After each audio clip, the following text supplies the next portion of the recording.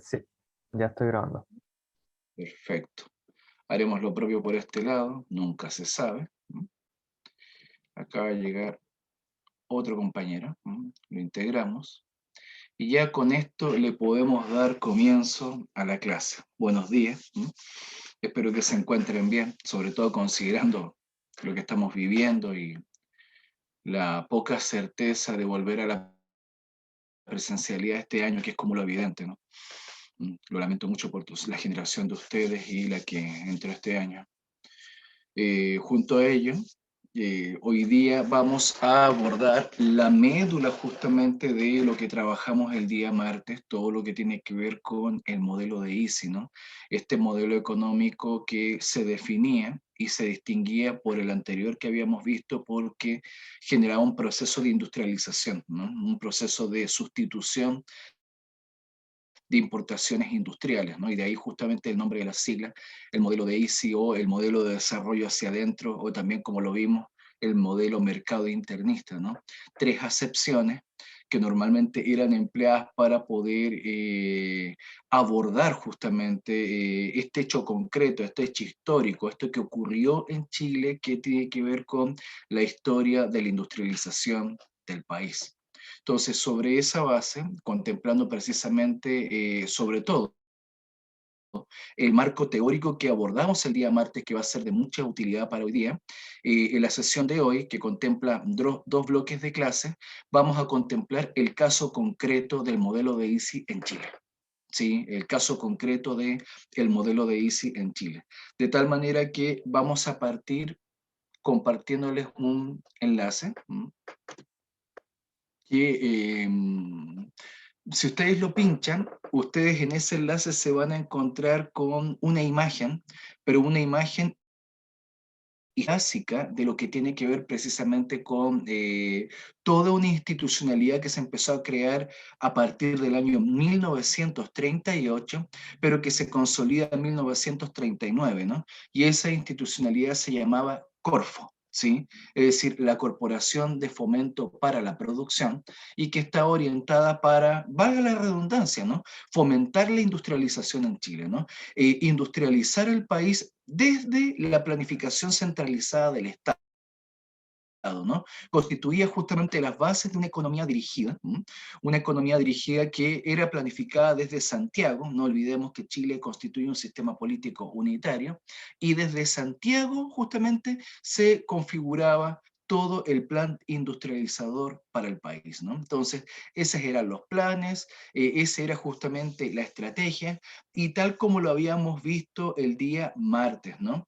Esta industrialización se caracterizaba, entre otras cosas, porque era orientada, por no decir dirigida, por el Estado. ¿Sí? No era justamente un fenómeno que nacía de la iniciativa privada propiamente tal, no, aquí el Estado estaba detrás, ¿no?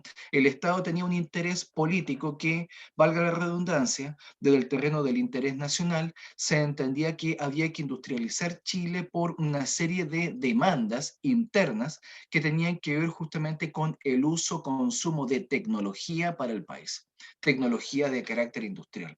Entonces, si imagen, esta es una imagen de la época, ¿no? Obviamente remasterizada, actualizada, pero que simbolizaba la Corfo. No sé si logran verla.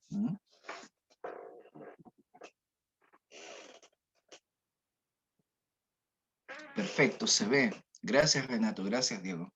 Claro, si ustedes se fijan, de hecho, no es casualidad, gracias Fernanda, no es casualidad que aparezca justamente un hombre que en su fisonomía se ve desnudo, pero que muestra justamente toda su anatomía muscular, haciendo alusión precisamente a que el trabajo industrial justamente constituiría la fuerza motriz, fíjense, la fuerza motriz de lo que sería el país. Hay una serie de símbolos ahí que dan cuenta para muchas cosas, distintas lecturas teóricas se podrían dar precisamente a esta imagen, pero el hecho concreto era que en aquella época se creía, ¿no?, de que la industrialización sería realmente el verdadero motor de cambio, de progreso, y como plantearía prácticamente varios años después la CEPAL, el motor de desarrollo de un país.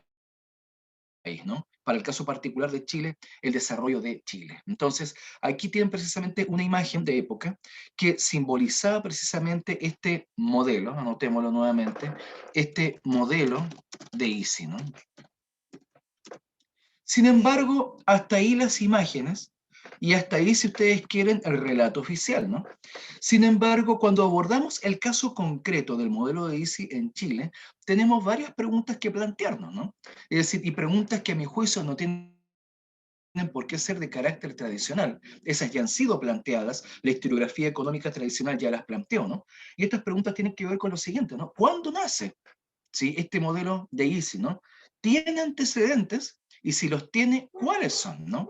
Si uno revisa la historiografía tradicional, los antecedentes, tal como lo habíamos mencionado en clases anteriores, siempre se fijan a partir del año 1938, con los gobiernos radicales y sobre todo con el hito de 1939, la consolidación que tiene que ver con la conformación de la Corfo y todo lo que eso implica, ¿no? Sin embargo, y tal como lo vimos justamente el día martes, el primer antecedente serio se encuentra en 1927, lo habíamos dicho, 1927, precisamente cuando se instala la dictadura ibañista en Chile, y bajo esa dictadura, con una concepción germana y germanófila en torno a la política y a la política pública, Ibáñez defendió una economía dirigida, ¿no? Una economía controlada por el Estado, centralmente planificada, de tal manera que con base a ello, el Estado intervendría en la producción para fomentar, valga la redundancia, la producción de cierto tipo de bienes,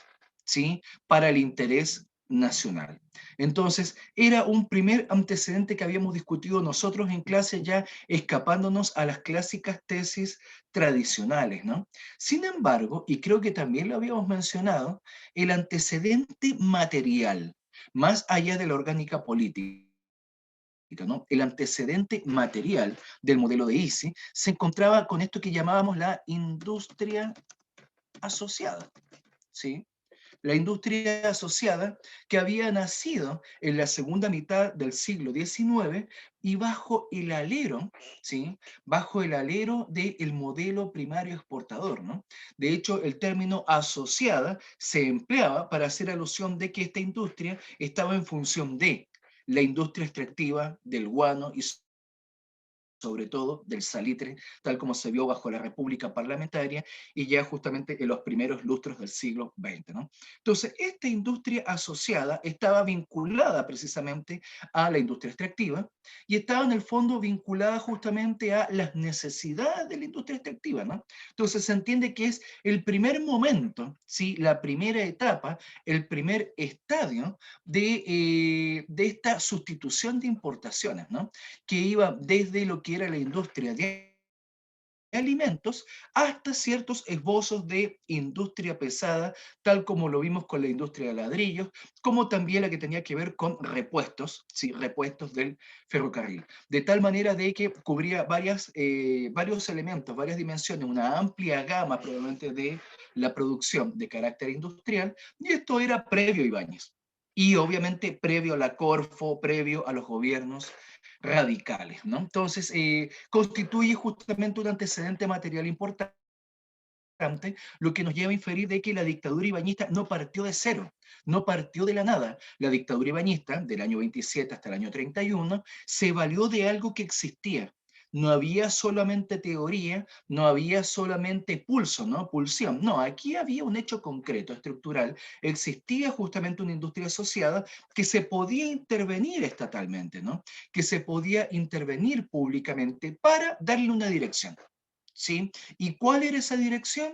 La dirección pasaba necesariamente por el interés nacional. ¿Sí? El interés nacional constituía el fundamento de la dirección pública, ¿no? O si ustedes quieren, de la dirección política de la industrialización. De tal manera de que el país tendría que generar justamente una serie de bienes, de carácter, bienes de capital sobre todo, en función del interés nacional. Pero bueno, ¿por qué la dictadura ibañista interviene en la producción? Si hasta antes de ya había una industria, más que en germen, ¿no? Que estaba sustituyendo ciertas cosas, ¿cuál era el motivo de esta intervención?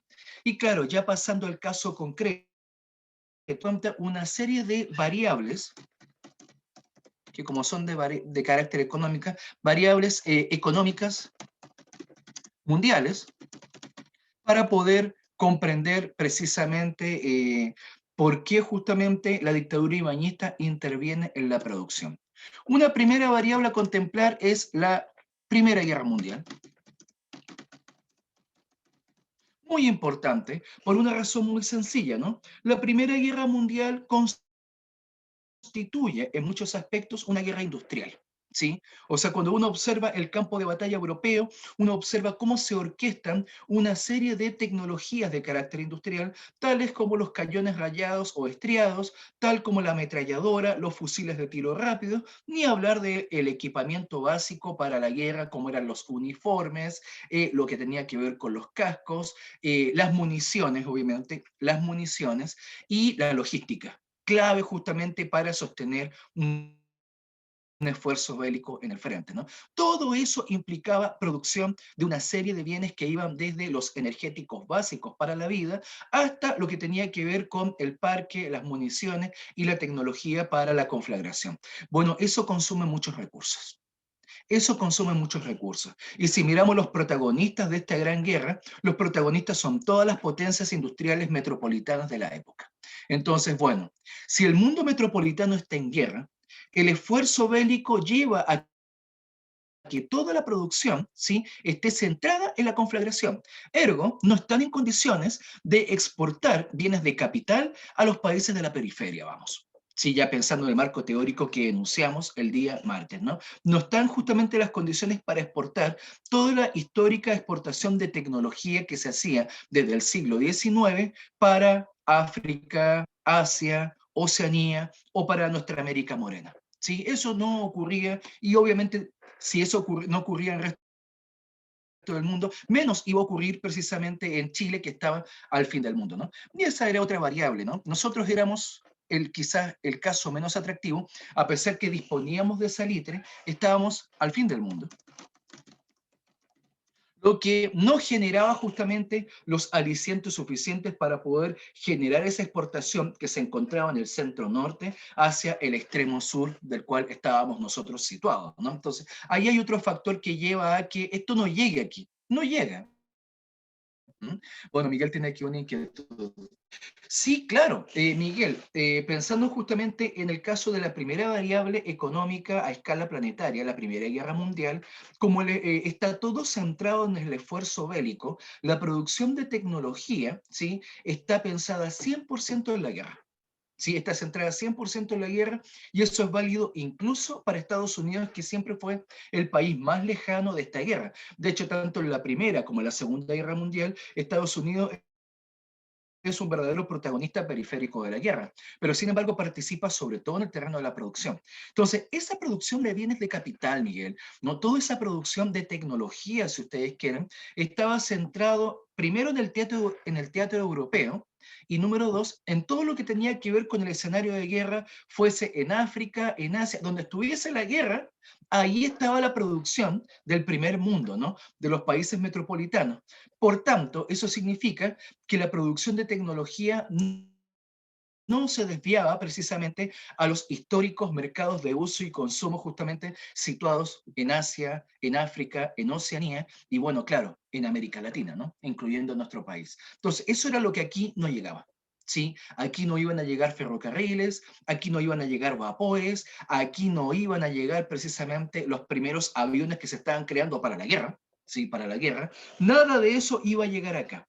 Y claro, durante todo un siglo, el siglo XIX, Chile se había habituado, habíamos visto esto en clases anteriores, a un estilo de vida de carácter industrial. ¿Sí? Las ciudades habían cambiado, partiendo por Santiago, ¿no? Pero las ciudades portuarias habían cambiado su estilo de vida. Existía un estilo de vida industrial, pero que claro, ¿no? Ese estilo de vida no lo generaba en términos productivos Chile.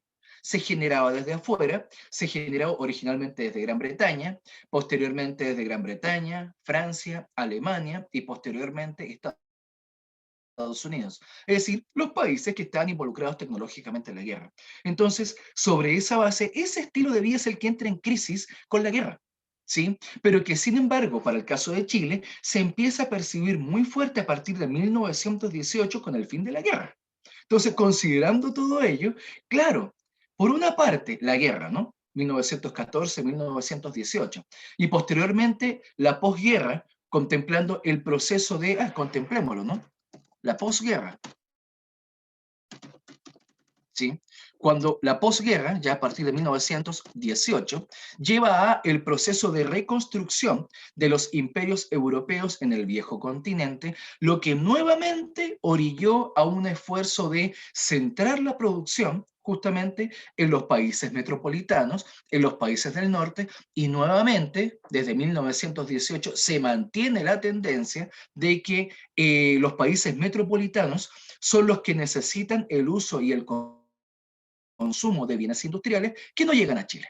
¿Sí? Y de ahí esto de el fin del mundo, ¿no? Es decir, independientemente de que tengamos salitre, las posibilidades de obtener precisamente esta importación tecnológica se atenúa bastante, y sobre todo porque recordemos que en 1918 sale a la luz la invención alemana del salitre sintético, ¿no? Entonces, todos estos factores justamente comenzaron a incidir negativamente en la exportación de tecnología, y de ahí la necesidad de producción propia.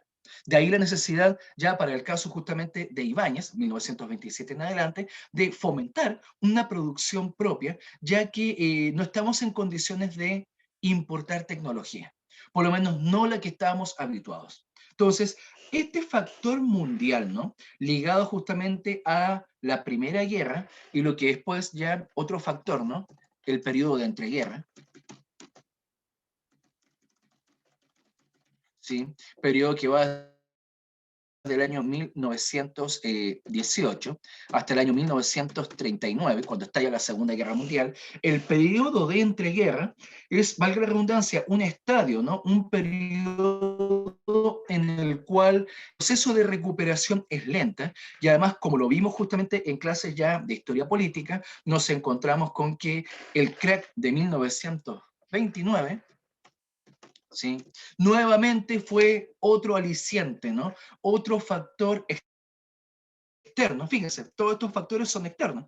Una serie de factores externos que incitan, ¿no? Es decir, tienden a que el Estado intervenga en la producción. Y claro, con todo esto que ustedes ven aquí, miren, periodo de entreguerra, 1918-1939, justamente contemplamos aquí el primer gobierno de Alessandri, contemplamos la dictadura ibañista, y contemplamos precisamente el periodo de crisis del año 1931-1932, hasta el segundo gobierno de Alessandri, y fíjense, 1939, fíjense, el año en que se oficializa algo que ya se estaba creando en el 38, la Corfo. ¿Sí? Esta imagen que yo les mostré, ¿no? La Corfo, ¿no? Entonces, en ese contexto mundial y en ese contexto material, pero también de economía política, entendemos el Estado-Providencia en Chile. ¿Sí? Es en este contexto en el cual nosotros comprendemos cómo, ¿sí? Precisamente por variables externas, ¿no? Variables exógenas, justamente, el Estado se ve en la obligación de generar una producción propia, ¿sí? De bienes de capital, ¿no? De tecnología industrial a la cual el país estaba habituado. Y eso generó justamente una serie de desafíos, ¿no? ¿Cuál era el principal desafío? Partamos por lo básico, ¿no? Con una pregunta que no es menor, ¿no? Se produce tecnología. ¿Sí? Y aquí invito a cada uno de ustedes a integrarse a este desafío, ¿no? Como si fuese una pregunta de investigación o de un ensayo teórico. ¿Cómo se produce tecnología? Y en este caso, tecnología industrial.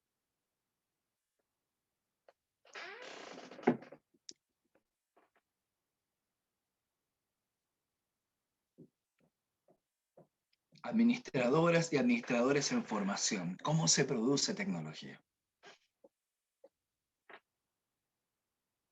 Thais dice, viene gente de afuera. Claro, esa era la historia de Chile. Esa era la historia de Chile, ¿no? Traer personas de afuera, ¿sí? Cuando uno mira el siglo XIX, muchas de las maquinarias que se estrenaban en Chile estaban dirigidas, normalmente manejadas por ingenieros ingleses, ¿no? Sabemos que incluso a propósito del comentario de Thais, durante la Guerra del Pacífico, las naves justamente más avanzadas de Chile, justamente normalmente el maquinista era inglés, normalmente. Claro, me dice Nicolás, con industria pesada, ¿no? Pero el punto, a ver, la pregunta es más básica, pero tiene que ver con el origen, ¿no? ¿Cómo se produce tecnología? ¿Cuáles son las variables explicativas, si ustedes quieren, ¿no? Los factores que explican o que son la causa de el desarrollo tecnológico de una colectividad humana o ya en este caso de un país. Y ojo, esta pregunta es pertinente. Es una tremenda pregunta, ¿no? Porque es una pregunta que es válida para nosotros hasta el día de hoy. Y Renato está apuntando precisamente a una importante variable. Gracias, Renato. Efectivamente, la educación es una variable. ¿Y por qué? Ya pensando en cómo se produce tecnología, debemos decir de que la tecnología, probablemente tal, disculpen, no contemplen ese uno, ¿no? La tecnología contempla una serie de factores o variables que se produce, ¿no? Una de ellas, a propósito de Renato, tiene que ver con el intelecto, ¿sí? El intelecto humano, ¿no? Es decir, la tecnología en principio, y tal como lo plantearía, por ejemplo, el materialismo cultural en antropología, la tecnología es un dispositivo cultural, ¿sí?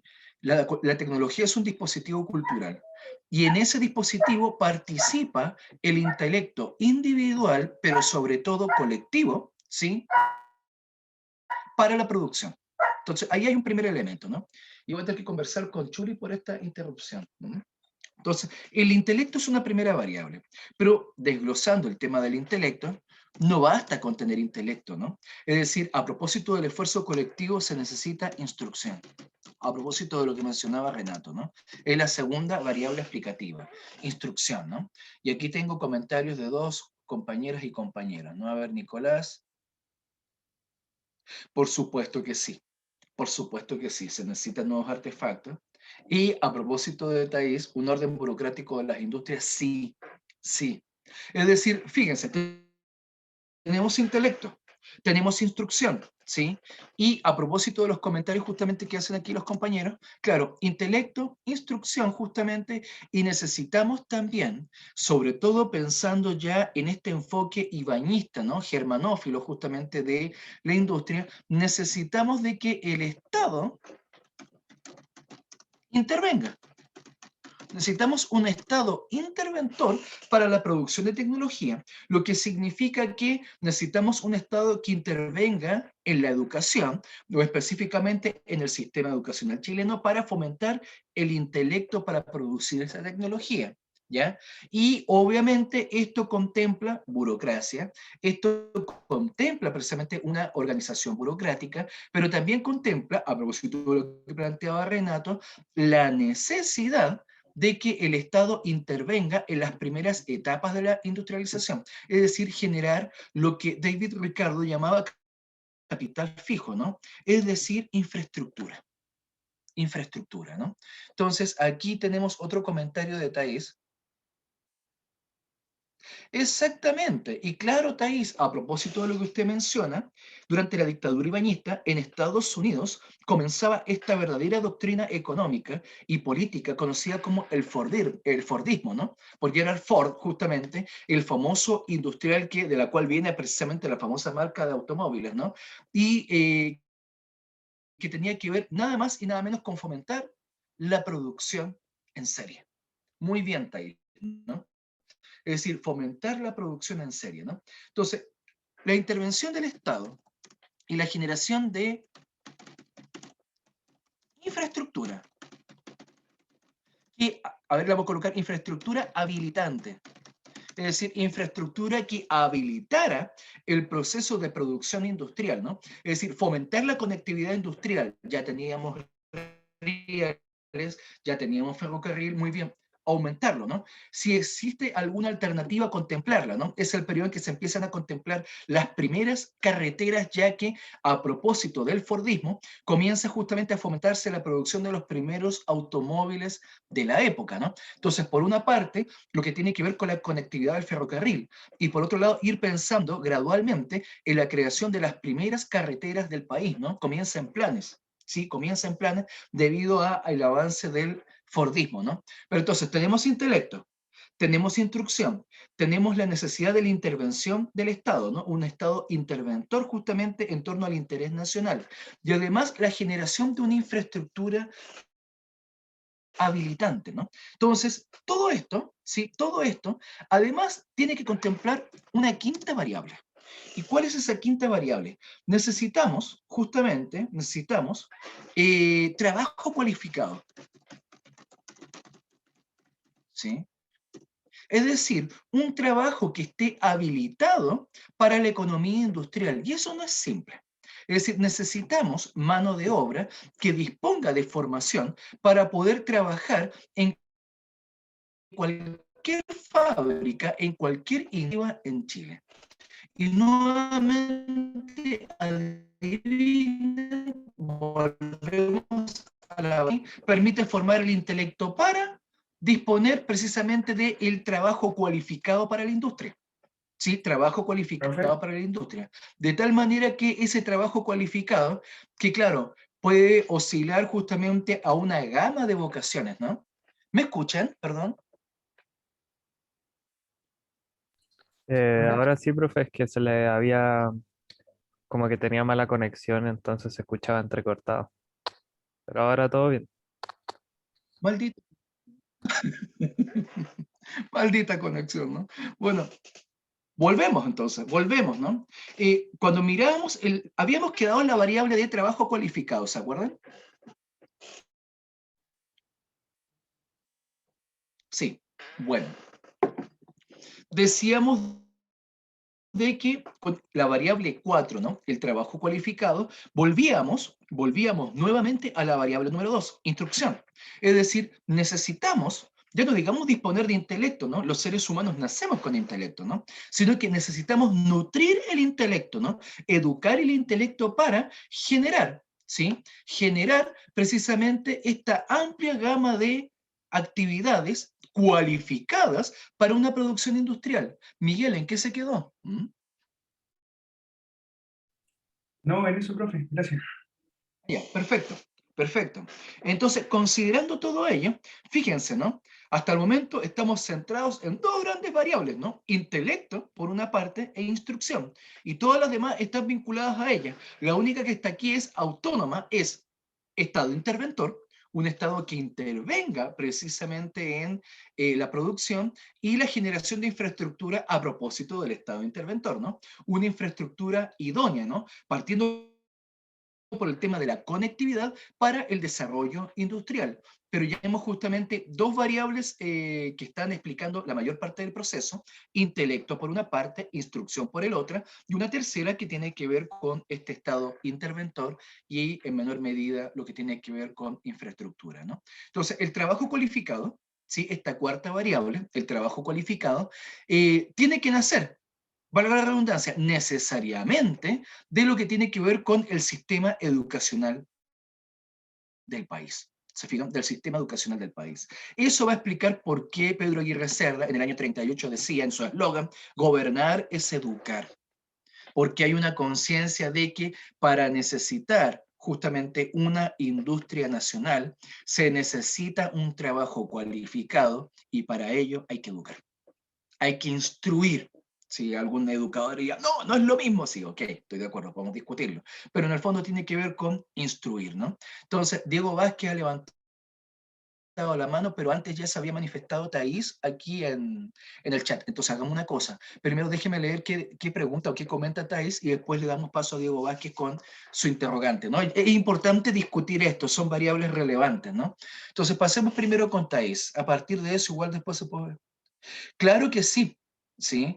Por supuesto que sí, Thais. Es decir, esto pasa necesariamente justamente con que uno puede tener una educación inicial, ¿no? Una formación inicial de lo que en ese tiempo se conocía como la educación primaria, ¿no? La educación general básica nacería después, pero la educación primaria, que por mucho tiempo duró 6 años, estaba pensada precisamente para que después, si usted quería, o si usted podía, que no es lo mismo, ¿sí? Pudiese continuar una formación secundaria habilitante para los empleos públicos o incluso, ¿por qué no?, a dar el gran salto, ¿no? Entrar a la universidad, que durante todo el siglo XX era algo muy difícil. Era algo muy difícil. Pero claro, el sistema educacional en este periodo se empieza a habilitar, Thais, para que usted, si seguía los pasos correctos, y claro, Thais, si se le daban las condiciones materiales, pudiese incluso cursar estudios universitarios, ¿no? Ya que, entre otras cosas, el Estado estaba interviniendo, como lo veremos justamente más adelante, en el sistema educacional del país, y eso es la base de lo que hoy en día llamamos la educación pública. ¿No? Diego, ¿cuál era su interrogante? Mi interrogante era si es que eh, fuera de las cuatro variables que ya dijo, si es que existía una quinta o otra variable que fuera de carácter del crecimiento como demográfico, de la migración y todo eso. Diego, sí, claro que existe. De hecho, era precisamente la variable que íbamos a enunciar y que tenía que ver con el tema salud, ¿sí? Salud, ¿sí? Ustedes dirán, ¿qué tiene que ver la salud dentro de esto? Para que ustedes se hagan una idea, en el periodo que estamos abordando, los índices de morbilidad y de mortalidad eran elevadísimos, sobre todo en el grupo que en términos justamente de defensas, ¿no? De defensas biológicas, era el grupo más fuerte del país, como siempre, ¿no? La infancia, ¿no? Los índices de mortalidad y de morbilidad infantil en este periodo son espantosos, ¿no? Para que ustedes se hagan una idea, una mujer del mundo popular podría llegar a parir en su vida hasta 15 hijos, hasta 15 hijos. Y de esos 15, con seguridad le iban a sobrevivir 3, ¿sí? O 2, porque el resto se iban a morir de distintas enfermedades ligadas tanto a, bueno, patologías justamente que siempre han estado presentes en la naturaleza, como también en las determinantes sociales de la salud, que eso es todo un mundo, ¿sí? Eso da para una asignatura, ¿no? Las determinantes sociales de la salud, le entrego justamente un adelanto, tiene que ver en el fondo que si existen condiciones sociales, materiales, para justamente disponer de una salud colectiva.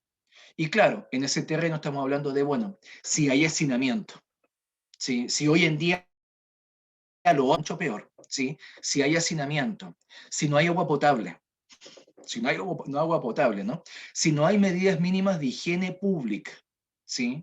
Y por tanto también, si no existe un sistema hospitalario de carácter universal que por lo menos ofrezca una salud primaria para todos, no disponemos de salud pública. Y si no disponemos de salud pública, tenemos unos índices de morbilidad y de mortalidad, primero infantil, y ni hablar del resto, espantoso, que explican, entre otras cosas, que una persona en esta época que tenga 25, 26 años, ya sea mayor, ya sea mayor. Es decir, estamos hablando de una esperanza de vida al nacer que oscila entre los 30 y los 40 años de edad. Es decir, uno a los 40 años en este periodo es prácticamente un anciano, sobre todo si viene del mundo popular. Sí, sobre todo si uno viene del mundo popular. Entonces, eso explica por qué en el mundo popular los matrimonios se formaban a los 14, a los 15 años. ¿Sí? De tal manera que una mujer de 18 años ya era madre de 3, 4 niños sin ningún problema. ¿Sí? También ocurría en el mundo aristocrático, sí, ojo, pero sin embargo en el mundo popular la fragilidad material era tan grande y que además por un tema de historia, la familia popular en el Valle Central al menos, en el Valle Central al menos, se caracterizaba por ser monoparental, ¿sí? Era monoparental, ¿no? Es decir, el tronco de la familia era una mujer y el resto de la familia era un conjunto de vástagos, ¿no? Un conjunto de niños que normalmente eran de distintos padres. Y eso era la historia del Valle Central desde la época colonial, ¿no? Es decir, mientras la familia aristocrática era biparental y patriarcal, ¿no? En el sentido de que el padre y estrictamente el sistema de parentesco paterno era el que pesaba en todos los aspectos partiendo por la herencia, para el caso, curiosamente, de la familia popular en el Valle Central, era una familia de carácter matriarcal, ¿sí? Matriarcal, ya que la mujer, la madre, era la única figura adulta presente, ¿sí? Pero dentro de esta sociedad mayor llamada Chile, ojo, no olvidemos ese detalle. Entonces, en ese contexto de complejidad, en el periodo que estamos contemplando, los índices de morbilidad y de mortalidad, tanto infantil como adulta, eran horrorosos, ¿no? De tal manera que una persona promedio del mundo popular vivía entre los 20 y los 30 años de edad. Ya a los 30 años podría haberse muerto de alguna gripe. Piensen de que después de la Primera Guerra Mundial vino la famosa gripe española, ¿no? Que siempre se ha dicho, la mal llamada gripe española, claro, el brote se dio en España, tuvieron la mala suerte que se dio en España, ¿no? Pero era un fenómeno que se estaba acumulando desde la Primera Guerra Mundial. La Primera Guerra Mundial fue la que generó las bases de, y claro, acabó con 40 millones de personas en el mundo. Sí, con 40 millones de personas en el mundo, ¿no? Entonces, de hecho, se supone, o sea, eso no está en el registro oficial, ¿no? Pero se infiere que Pedro Aguirre Cerda, primero, y Juan Antonio Ríos, que ambos no terminaron su presidencia porque se murieron, justamente en la silla presidencial, ambos se murieron al parecer de gripe española. Sí, eso es para que se haga una idea. Entonces, si un presidente de la República se pudiese morir de una patología así, con todas las seguridades de época, imagínense un sujeto popular de época. ¿Sí? Entonces, ¿por qué yo les menciono a propósito de la consulta de Diego en torno a esta materia, ¿no? Yo no puedo pensar un proyecto económico país con una población trabajadora con una serie de patologías críticas. ¿Sí? No puedo pensar eso, ¿no? Es decir, si la población, ¿sí?, de un país presenta una serie de patologías críticas, y es, ojo, esto estoy yendo más allá del tema ético, el tema moral y sobre todo el tema humanitario, ¿no? Estamos hablando de un tema de cálculo político, ¿sí? De cálculo político y valga la redundancia, muy bien calculado, ¿no? Es decir, ¿cuánto necesito, ¿sí?, en términos de esperanza de vida al nacer de la población económicamente activa para activar la producción y, lo más importante, darle continuidad en el tiempo? ¿Sí? Entonces, claro, cuando justamente uno se plantea esta pregunta, aquí viene, bueno, necesitamos de que la población económicamente activa disponga de al menos unos 20 años de utilidad, ¿no? Unos 20 años de vida útil en la producción. Bueno, tenemos que afrontar entonces la situación de la morbilidad justamente que está presente dentro de la población popular, sobre todo de los altos índices de morbilidad infantil, que están conduciendo a altos índices de mortalidad infantil, ¿no? Estamos perdiendo una gran cantidad de conciudadanos que en el mundo del trabajo constituyen, valga la redundancia, el trabajo, ¿no? La fuerza de trabajo para llevar adelante el país, ¿no? Entonces, se piensa esta quinta variable, ¿no? Esta variable salud, y que cristaliza durante, a ver, entre el año, digámoslo, ¿no? 1938, esto ya es una inquietud de los gobiernos radicales, ¿no? No solamente fue gobernar es educar, sino que, como diría el presidente Ríos, gobernar es producir. Entre 1938 y 1952 se creó nada más y nada menos que el sistema de salud primaria en Chile. Y toma este nombre por un enfoque que hoy en día está muy de moda en la discusión, ¿no? A ver, la política pública, focalizada, ultrafocalizada o universal. ¿Han escuchado eso? Aparece todo el tiempo justamente en la televisión y que para cualquier estudiante de administración pública es un concepto a contemplar, ¿no? Bueno, bien, el sistema de salud primaria es primaria porque es universal.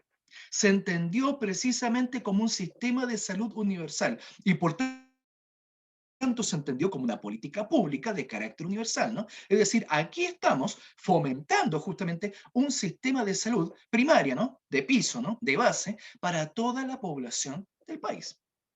Y ojo con este detalle, ¿no? Es una gran creación porque es este mismo sistema de salud primaria creado bajo los gobiernos radicales que, ojo, permitió enfrentar la COVID desde el año pasado hasta ahora, ¿no? Todo el proceso de vacunación que se ha generado hasta ahora se debe precisamente al rural que generaron los gobiernos radicales por un problema diferente, ¿no? Por un problema que sí, era un mundo en pandemia y con unos índices de mortalidad mucho mayores que ahora, ¿no? Pero la preocupación era cómo yo fomento un modelo económico diferente al anterior que está pasando por la industrialización del país y que tiene que contemplar una serie de variables para poder generar esta industrialización país. ¿Se dan cuenta? Entonces, todo esto es sumamente importante, ya que generar un sistema de salud primaria va a permitir disponer de una población económicamente activa con un periodo de vida útil bastante prolongado. Si disponemos de población con unos 20 años de vida útil, tenemos un éxito.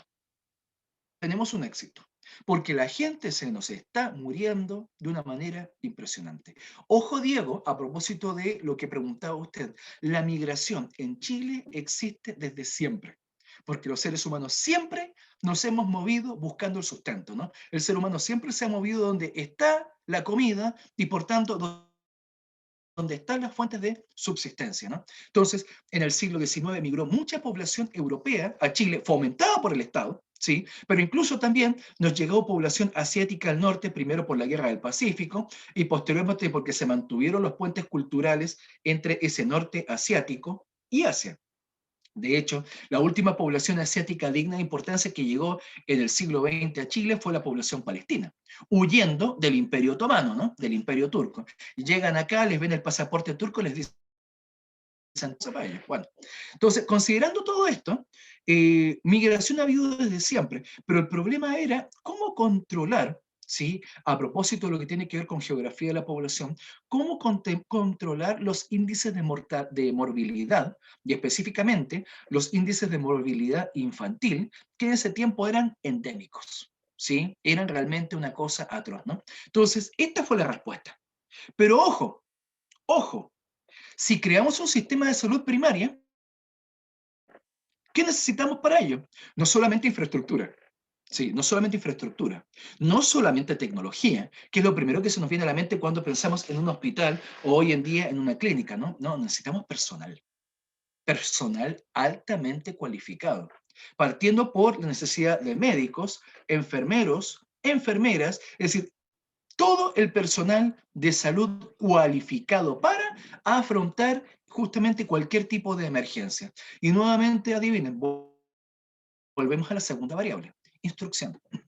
Es decir, si un país lo hace su gente, que es algo que alguna gente de este país debería entender, ¿no? Si un país lo hace su gente, bueno, el país pasa, entre otras cosas, por la educación de su gente.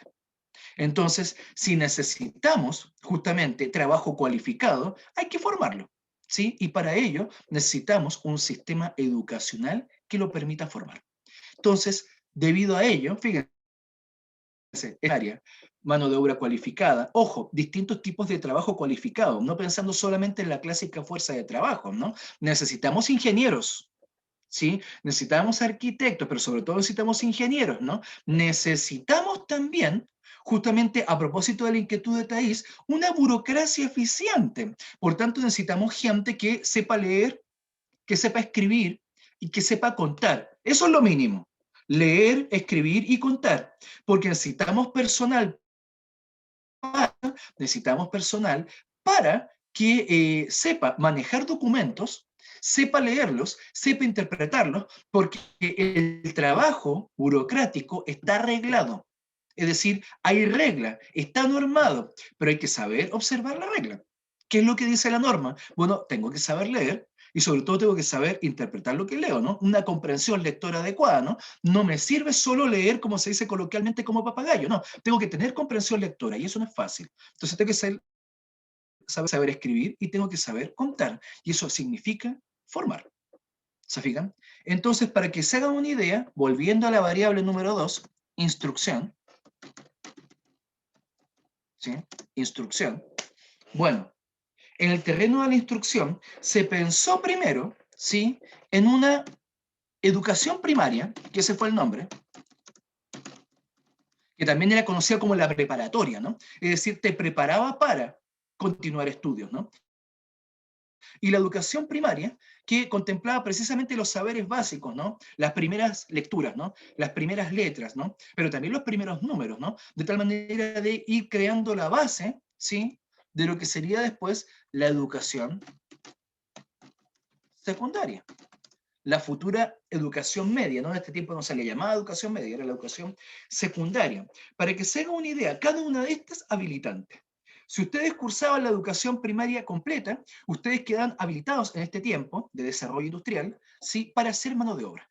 Es decir, para ser trabajadores, para ser justamente fuerza de trabajo. Pero si ustedes cursaban la secundaria completa, ¿sí? La secundaria completa de esta época se dividía en tres tipos o niveles, ¿no? Por una parte, uno tenía la llamada educación industrial, la secundaria industrial, la educación industrial, ¿sí? Que, como su nombre lo indica, habilitaba para integrarse a la industria, ¿no? Esta era la fábrica humana de torneros, por ejemplo, la fábrica humana justamente de todos los que estaban a cargo de las piezas industriales de la época, ¿no? La educación industrial comenzaba en la secundaria, ¿no? Existía una secundaria habilitante en torno al tema. También había una educación comercial, una secundaria comercial, que yo tuve oportunidad de conocerla cuando estaba egresando en la educación básica a fines de los años 80. Bueno, entre otras cosas para que vean lo viejo que soy. Entonces, la educación comercial, que al igual que la educación industrial, te otorgaba un título y estaba pensado estrictamente para integrarse al comercio interno, ¿no? A todo el desarrollo del comercio interno, de tal manera que uno tenía un título comercial para ser una especie de gerente, ojo, perdón, una especie de gerente dentro de lo que tenía que ver con la actividad comercial. Y había una tercera secundaria llamada las humanidades, que tenían ese nombre porque era una educación equivalente a lo que hoy en día conocemos como la enseñanza media. Equivalente a lo que hoy en día es la enseñanza media. Era habilitante en dos niveles. Por una parte, era habilitante para formar parte del sistema bancario del país. Es decir, eras un empleado altamente calificado en el terreno gerencial. Pero ojo, además de ello, ¿sí? Las humanidades habilitaban para continuar estudios. ¿A dónde? A la universidad. Y la universidad de este tiempo era predominantemente pública. ¿Sí? Sí, Diego. Es decir, por ejemplo, si uno egresaba de una secundaria industrial, usted salía con un título técnico. ¿Sí? Usted era un técnico industrial. Y lo mismo pasaba con un liceo comercial, ¿no? Usted obtenía justamente herramientas técnicas de gestión precisamente para dedicarse a cualquier actividad comercial. Y si eso no fuese todo, y ojo, en el terreno administrativo y gerencial. Y para el caso justamente de las humanidades, los famosos liceos de humanidades, bueno, aquí la gente podía justamente integrarse, sobre todo, para que ustedes se hagan una idea, podías convertirte en un alto directivo público si tenías las humanidades completas. Si tenías las humanidades completas, que por mucho tiempo justamente las humanidades completas contemplaban todas las asignaturas que conocemos hoy en día. Pero además, el sistema bancario, el Banco del Estado, actual Banco de Estado, normalmente reclutaba su personal y sobre todo los que serían los futuros directivos públicos desde estos planteles de humanidades. ¿Sí? Y si eso no fuese todo, habilitaba para continuar estudios. Es decir, a diferencia de las otras secundarias, yo con esto podía continuar estudios en la universidad. ¿Se dan cuenta? Entonces, fíjense todas las variables que han surgido en torno a la producción de tecnología. Sí, la producción de tecnología. Entonces, si ustedes se fijan, en este periodo se consolida el Estado docente en Chile. ¿Sí? Se consolida el Estado docente en Chile, ¿no?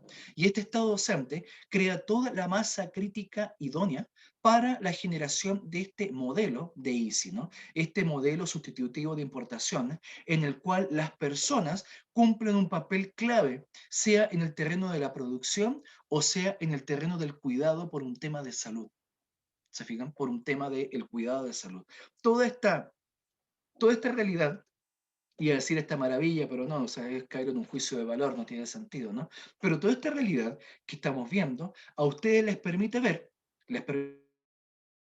decir, oh, ya, perfecto, ¿no? Todo esto se crea en esta época, Todo esto se crea en esta época, y todas estas variables que acabamos de ver tributan para el desarrollo industrial. ¿Sí? Tributan para el desarrollo industrial, ¿no? Es decir, el desarrollo industrial se puede generar precisamente mediante esto. Y claro, con todo esto que acabamos de ver, se empiezan a generar una serie de hitos, ¿no? Ya habíamos visto la creación de la Corfo, ¿sí? La creación de la Corfo, ¿no? Pero mediante la Corfo, más el tema de la educación pública, el Estado comienza, por la defensa del interés nacional, a generar precisamente todo un plan de desarrollo económico en el cual, sobre todo durante los gobiernos radicales, comienza a destacar primero, potenciar la industria liviana. ¿Y qué es la industria liviana? Lo noté mal, lo siento. La industria liviana es la industria textil, que ya existía desde los tiempos de la industria asociada, ¿no? Entonces, necesitamos vestimenta para la población, hay que desarrollar la industria liviana, ¿sí? Que tiene que ver con la industria textil. Obviamente, dentro de esa industria liviana entra la industria de alimentos, ¿sí? Ya que necesitamos disponer de fuentes mínimas de energéticos para que la población no se nos muera de hambre, que es todo un tema. Y claro, en ese terreno, esa industria tiene que estar vinculada al campo. Tiene que estar vinculada al campo, ya que el campo es la cocina en el fondo, ¿no? Es desde el campo donde se extraen los productos agropecuarios que se pueden manufacturar en la ciudad para generar lo que ustedes quieran, ¿no? La materia prima está en el campo, no está en la ciudad. La ciudad manufactura. Entonces, bueno, la industria liviana. Pero había un plan más ambicioso. Y claro, esto tenía sus antecedentes, insisto, en la industria asociada, ¿no? ¿Cuál era el plan ambicioso? Generar industria pesada. ¿Sí? Generar industria pesada. No es casualidad que en este tiempo se cree justamente la Corporación de Acero del Pacífico, la CAPA, ¿no? Es decir, la industria pesada es la industria de hierro y acero. ¿Sí? Es la industria de hierro y acero, que ocupa cierto tipo de energéticos, normalmente el carbón, para poder generar altos hornos y con base a esos altos hornos fundir el hierro y con base a él crear acero. ¿Sí? Entonces, de ahí la idea de la coquería, ¿cómo se llama? Anotémoslo, ¿no? La idea de la coquería es relevante, ¿no? En el sentido que se necesita precisamente la generación de altos hornos con base a carbón para fundir hierro. ¿Sí? Si yo logro fundir hierro, puedo, mediante el arrabio, producir acero. ¿Sí? De tal manera que la coquería es relevante y de ahí que la industria pesada comienza a generar las bases de lo que después sería el pináculo, si ustedes quieren, de todo esto, ¿no? El culmen del modelo de Easy, y ese culmen se da en 1950, ¿no? Es decir, 2 años antes que termine el tercer y último gobierno radical, el gobierno de González Videla. En 1950 se crea la usina de Huachipato. ¿Y qué es una usina? Es una siderurgia, ¿sí? Es una siderurgia que, como su nombre lo indica, apunta a la fundición de hierro y la producción de acero para el país. Ustedes dirán, ¿qué puedo hacer con eso? Bueno, si yo dispongo de una fundición, ¿sí? A gran escala, yo puedo fabricar cualquier tecnología, cualquier tipo de herramienta, aunque también arma, ¿sí? Ligada al mundo industrial, ¿sí? Si yo desarrollo hierro y acero, por ejemplo, puedo potenciar, por poner un ejemplo, los astilleros del país. Los astilleros del país. ¿Qué es un astillero? Es una fábrica de buques. Es una fábrica de naves, propiamente tal, para justamente la navegación oceánica y o marítima del país. Entonces, claro, es de esta época que se empiezan a crear las bases del famoso astillero de Talcahuano. ¿Sí? De tal manera que la industria de astilleros contempla siempre al menos un dique flotante y una serie de diques secos para construir naves. Y claro, no es lo mismo construir navíos de madera que construir navíos de metal, tal como nos lo demostró la primera revolución industrial en Inglaterra, ¿no? Es decir, la construcción de navíos de metal es otra cosa, y claro, para eso necesito una siderurgia. Entonces, de ahí justamente este año tan importante, 1950, con la creación de la usina de Huachipato, ¿no? Es decir, la creación de la usina, la creación justamente de esta siderurgia, permite precisamente crear las bases para la producción de bienes de capital. ¿Se da cuenta? Entonces, si yo puedo construir buques, ¿no? De distinto tipo, bueno, yo con esto también puedo construir fábricas, la infraestructura de las fábricas dentro del país. Con esto el país se empieza a llenar de fábricas. Sí, se empieza a llenar de fábricas, ¿no? De tal manera que esto que David Ricardo llamaba el capital fijo, ¿no? Es decir, la infraestructura principalmente de la producción se empieza a construir precisamente de manera endógena desde la producción nacional, ¿no? Entonces, ustedes ven aquí cómo la industrialización, ¿no? El modelo de ICI contempla desde la industria liviana a la industria pesada, y todo esto dirigido desde el Estado en defensa del interés nacional. No sé si hay preguntas al respecto.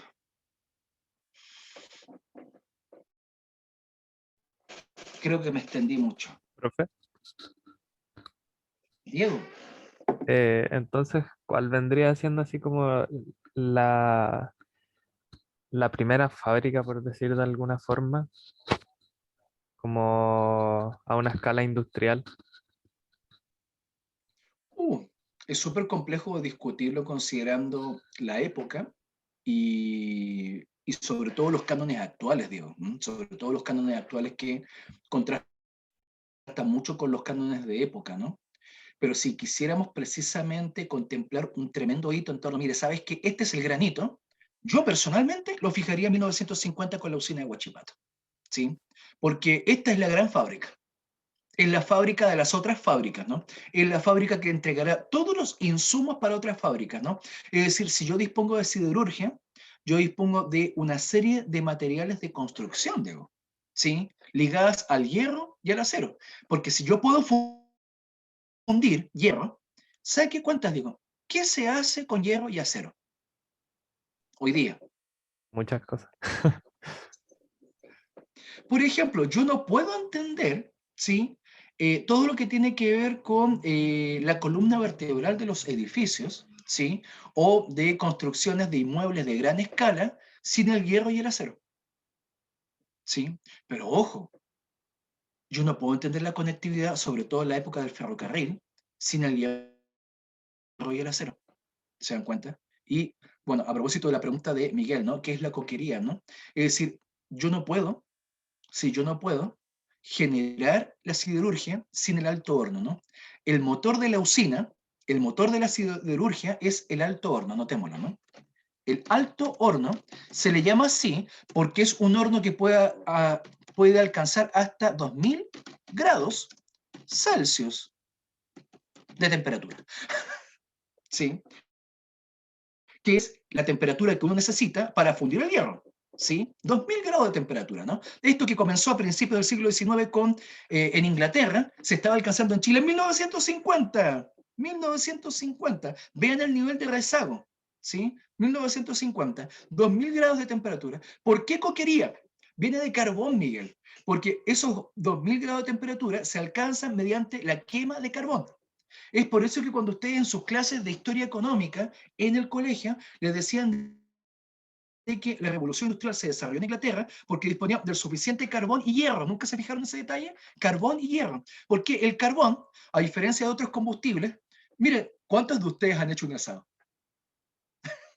Disculpen que haga, esta pregunta es pertinente, ¿no? ¿Cuántos de ustedes les ha tocado estar a cargo de la parrilla partiendo con hacer el asado? Y prender el carbón. Ya, Miguel. Perfecto. Mire, Miguel, para que usted se haga una idea, y para los demás, cuando tengan la oportunidad de hacer un asado, yo he ocupado distintos combustibles para hacer un asado. No tienen el mismo efecto. Pero si pensamos en los combustibles tradicionales, le hace papel, madera, leña dentro de eso, carbón. El que más dura, fíjense eso, el que más dura es el carbón, ¿sí?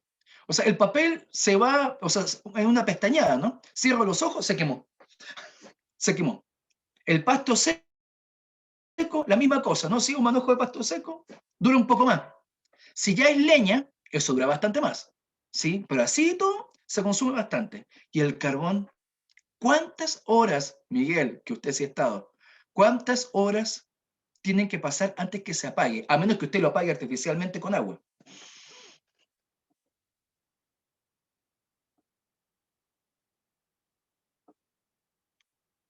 Así es. Pero es que, Miguel, no es casualidad que hasta no hace mucho el brasero constituía la fuente de calor en distintos hogares de Chile, precisamente, entre otras cosas, por su durabilidad. El carbón aguanta, los otros combustibles no aguantan, se consumen relativamente rápido. En cambio, el carbón no. Es por eso que el carbón se entendió que era la fuente de combustible ideal para fundir metales. Es decir, se dura más y si tiene un alto poder justamente calórico, ocupemos carbón. Y de ahí la coquería, pero ojo, y de ahí la mina de carbón. El carbón en Chile se les pusieron fin recién en los años 90. Recién en los años 90, ¿no? Lo que significa que las minas de carbón fueron la fuente energética, ojo, la fuente energética del industrialismo chileno y específicamente de la industria pesada.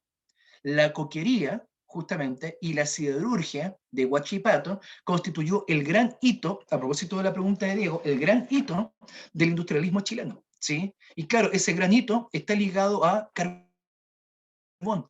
1950. Chicos, por favor, piensen en este detalle. 1950, mientras que el mundo superindustrializado estaba viviendo la segunda revolución industrial.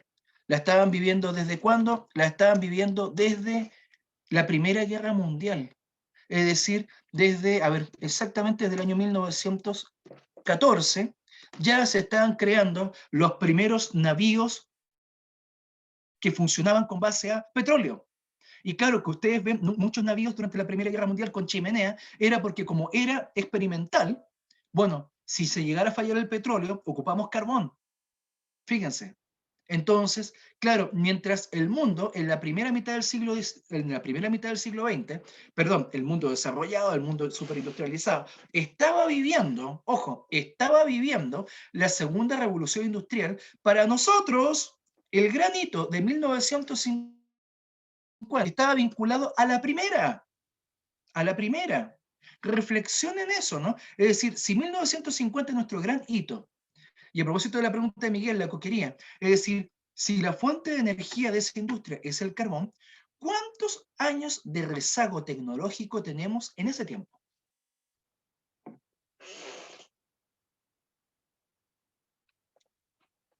¿Se fijan?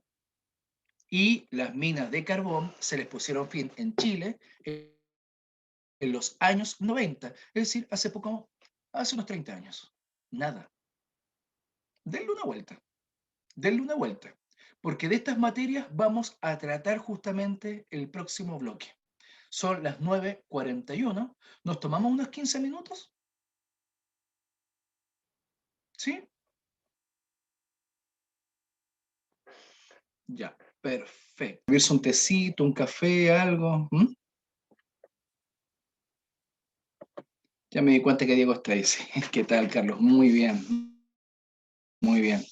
No, se van volando. Son 15 minutos que se van, pero realmente en una pestañada. Pero si lo sabemos aprovechar, si tenemos la cocina cerca, podemos hacer algunas cosillas, ¿no? Y claro, Miguel aquí me hizo un tecito y un pancito. No es malo, Miguel, no es malo, ¿no? Sobre todo si uno no ha desayunado, se agradece. Yo aproveché de picar un par de piñoncitos que habían ahí. Hacía tiempo que no comía piñones. Eh, en fin, bueno, debo inferir que el resto de la gente se encuentra acá. Total, mire, ya son las 9:57. Ya habíamos dicho 5 para las 10 pasadita porque realmente no terminamos técnicamente a las 9:20, perdón, 20 para las 10 en exacto. Pero bueno, démosle comienzo. Ya vi que está grabando, Diego, así que démosle comienzo a esto. Partamos precisamente con un pequeño regalito que sobre todo a Miguel le va a llamar la atención, ¿sí? Por el tema de la coquería, ¿no? Esto es una imagen, si ustedes la pinchan, es traída de Memoria Chilena, una página que yo muchas veces ocupo para contemplar registros de tipo histórico, imágenes sobre todo, y ahora con la magia del internet se pueden hacer muchísimas cosas. Entonces, si ustedes la ven, ¿sí? En el fondo, a propósito de su pregunta, Miguel, aquí figura la coquería de Huachipato en el año 1960. Eh, y bueno, muestra precisamente lo que era, ¿no? Es decir, una gran fundición, era una gran fundición, ¿no? Eh, la coquería justamente siempre ligada al tema del carbón, la fuente de energía para la fundición era el carbón, y claro, eso infería también de que la fuente de energía de la industria chilena era el carbón. De hecho, pensando un poco lo que discutíamos antes en torno a que las minas de carbón se empiezan a cerrar recién en los años 90, ¿sí? En los años 90, ¿no? Si estamos hablando justamente de casi 30 años, porque tiene que haber cerrado por ahí por el 96, 97, justamente que se empiezan a cerrar hasta las últimas minas de carbón, constituye un hito, ¿no? Constituye un hito material en la historia de Chile y cómo precisamente la fuente de energía de nuestra industria era precisamente el carbón. ¿Qué otra cosa mencionar? Bueno, hay que mencionar también de que la usina de Huachipato, ¿no? De 1950, constituye, a propósito de la pregunta de Diego, el granito, sí, el granito del sistema fabril chileno, ya que esa fábrica iba a ser la gran fábrica de las demás. Iba a ser la gran fábrica para construir de todo, ¿no? La infraestructura para otras fábricas, de tal manera que era lejos el gran hito tecnológico del periodo, de la primera parte de lo que fue esta historia. Pero debo decir que 1950 es un hito en otra cosa, ¿sí? Y yo creo que no se lo imaginan, ¿sí? Porque a propósito del modelo de Easy, en 1950, ¿sí? En 1950, el modelo se agota, ¿sí? El modelo se agota, ¿sí? Y la pregunta es, ¿por qué? ¿Sí? Es decir, inaugurándose la usina de Huachipato, ¿sí? La clase política de época toma nota, toma conciencia que el modelo de Easy, ¿no? El modelo de desarrollo hacia adentro ha llegado a su pináculo, pero también a su cenit. Ha llegado precisamente al momento en que se agota este esquema económico. La pregunta aquí es, ¿por qué se agota? ¿Por qué se agota el modelo? Si al contrario, decir, oye, pero si estaba todo diciendo que iba para bien, ¿por qué se agota el modelo? Esta pregunta de, anotémoslo, ¿no? ¿Por qué se agota el modelo? Es pertinente, ¿sí? Porque debo decir que 9 años después de este hito, ¿no? Del agotamiento del modelo cuando todo indicaba que iba para adelante, 9 años después se instala en Chile la Comisión Económica para América Latina y el Caribe, ¿no? CEPAL, que empieza a desarrollar una serie de enfoques teóricos para pensar económicamente América Latina y el Caribe y, entre otras cosas, para pensar el desarrollo de los países latinoamericanos en el cual se integraba Chile, ¿no? Entonces, esta pregunta era pertinente, ¿no? Esta pregunta era, ¿cómo es posible que se haya agotado el modelo? Y justamente cuando estamos dando el gran paso tecnológico para nuestra industrialización, ¿no? La usina de Huachipato, ¿no? La fábrica de las fábricas, ¿sí? Entonces, ¿cómo era posible que ocurriera esto? Esta pregunta no era solo una pregunta académica, ¿sí? Esto no era solo una pregunta académica, ¿no? Era una pregunta ligada precisamente a un problema vital. Es decir, si no solucionamos esto, el país va a desaparecer, ¿sí? El país va a desaparecer. Tenemos que responder esta pregunta. ¿Por qué se agota el modelo en 1950? Vaya, si yo tuviese que responder esa pregunta, la respuesta sería por las mismas razones por las cuales surgió el modelo, por variables externas. Voy a explicar eso. Variables externas, dirá uno.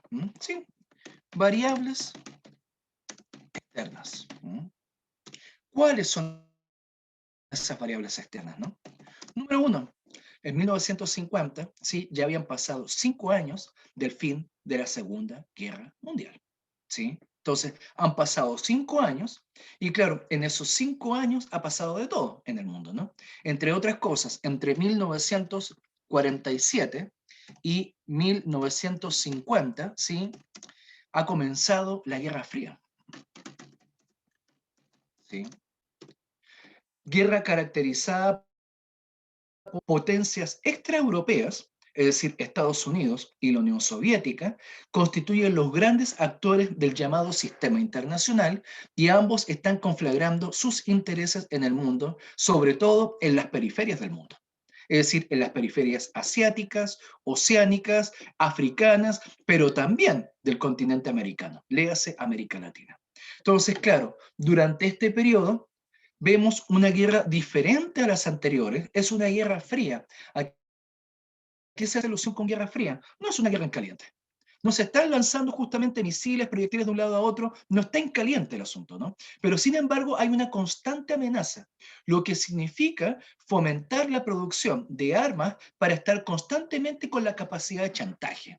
Eso definió en muchos aspectos la Guerra Fría. Pero sin embargo, cada cierto tiempo se daban conflictos en la periferia del sistema.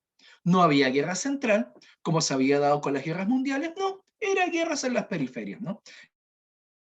Y las periferias estaban en Asia, estaban en África, en Oceanía, pero también estaban en América Latina y el Caribe, ¿no? Entonces, 1947-1950 comienza la Guerra Fría.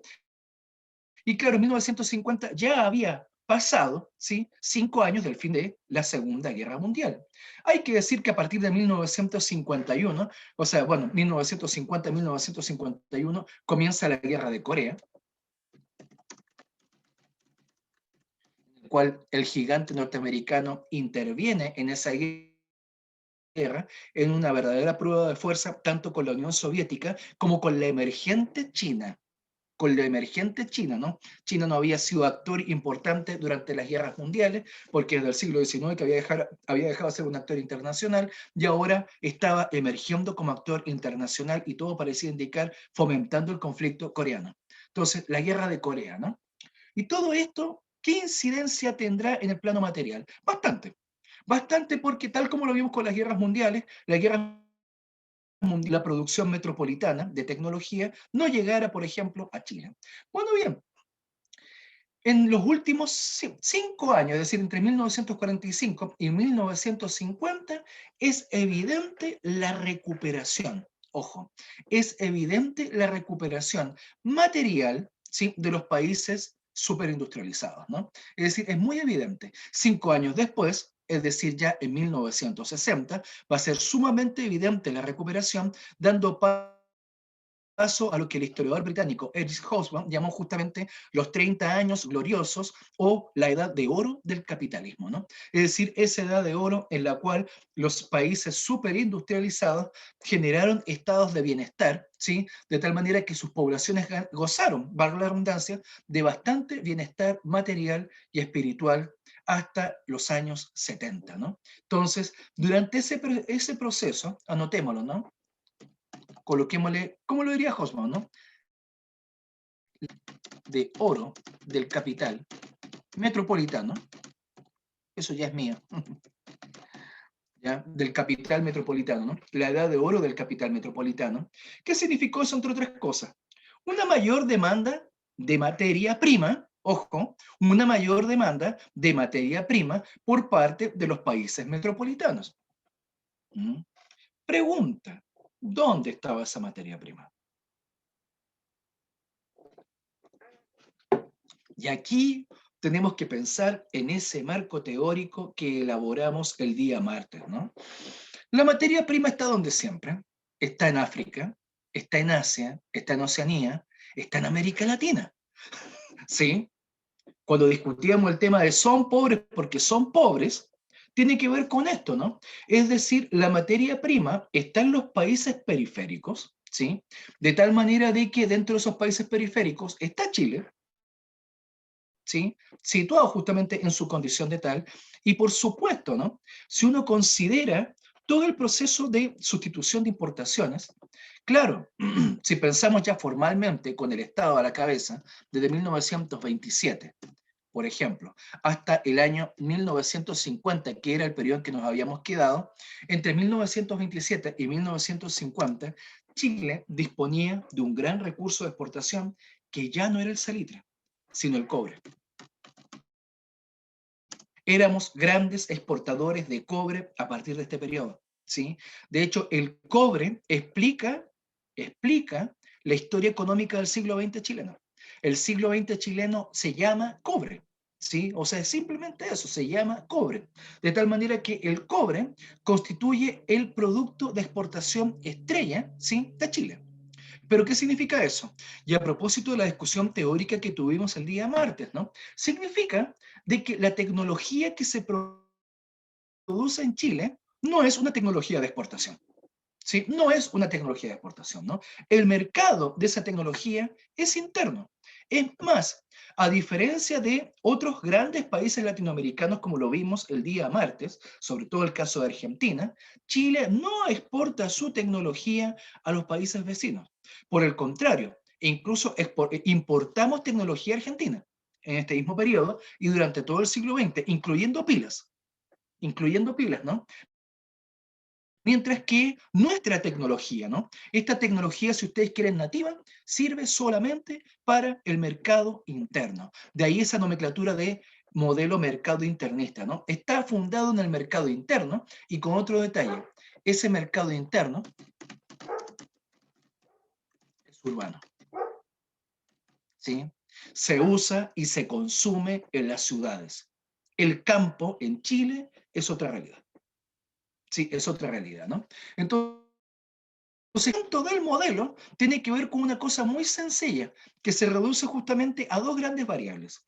La primera tiene que ver con el techo del mercado, es decir, la producción industrial, la producción fabril chilena, solamente puede alcanzar el mercado nacional, ¿sí? No logra salir al exterior. Esa es una primera variable. A ver, Manuel dice, claro, Miguel, por supuesto. A propósito de lo que usted está planteando, si el techo de la producción fabril es el mercado interno, significa que no podemos competir, ¿sí? No podemos competir justamente con tecnología externa. Y así todo, importamos tecnología justamente desde Argentina. Y es más, Miguel, es más, las principales piezas tecnológicas de nuestra industria en esta época son importadas, vienen de Estados Unidos, ¿sí? No se producen acá. Sí, ojo con ese detalle. Entonces, claro, eso lleva a que las piezas que se producen aquí, la tecnología que se produce aquí y sobre todo, justamente la tecnología que constituye variables clave en la producción chilena, todo eso se tiene que proteger. Es en ese contexto que se entiende la figura del arancel. El arancel, ¿no? Ese impuesto que se aplica a todos los bienes que vienen justamente de afuera, ¿no? Que vienen vía importación, que se fija precisamente por derecho de, ¿sí? Por estar internando ese producto que no se generó acá, ¿sí?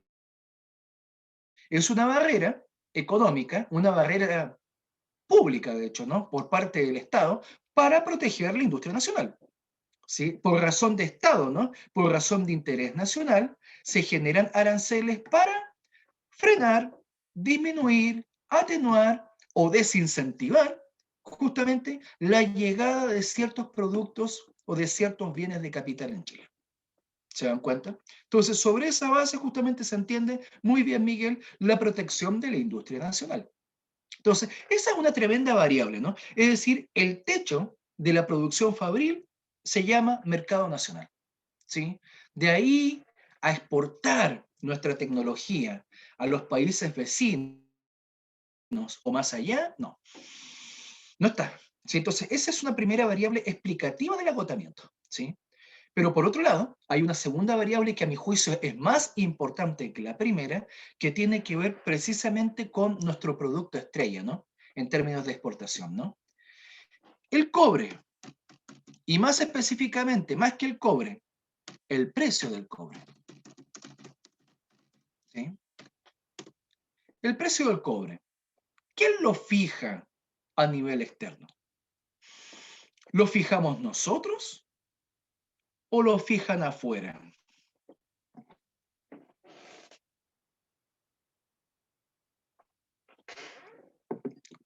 La respuesta es simple. Hasta la fecha no lo fijamos nosotros, ¿sí? El precio del cobre se fija desde afuera. ¿Y lo fijan quiénes? Lo fijan los países superindustrializados. Claro, Nicolás, ¿no? Si pensamos en el tema de la oferta y la demanda, los países demandantes son los que fijan el precio y no los países oferentes, ¿no? Y claro, ¿esto es válido para Chile? No, no es válido para Chile. Todos los países exportadores de materia prima tienen el mismo problema. El problema de que puede ser incluso algo tan importante como fuente de energía, petróleo. Es decir, los países exportadores de petróleo en este tiempo no pueden fijar el precio del barril. No lo pueden fijar. ¿Sí? Entonces, si ellos, tomando en cuenta que exportan nada más y nada menos que la fuente de energía de la segunda revolución industrial, bueno, bien, ¿qué pasará con el resto de los países? La misma situación. Chile, en calidad de país oferente, no puede fijar el precio. Lo fijan los países demandantes, lo fijan los países superindustrializados. ¿Qué significa eso? Bueno, a mí me perdonan los economistas neoliberales, me perdonan de en rigor todos los economistas. Esto no es economía, esto es política. Esto es poder, ¿sí? Es decir, la fijación del precio, coloquémoslo, ¿no? La fijación del precio, ¿sí? Internacional de bienes y servicios, ¿sí? Pasa por los metropolitanos.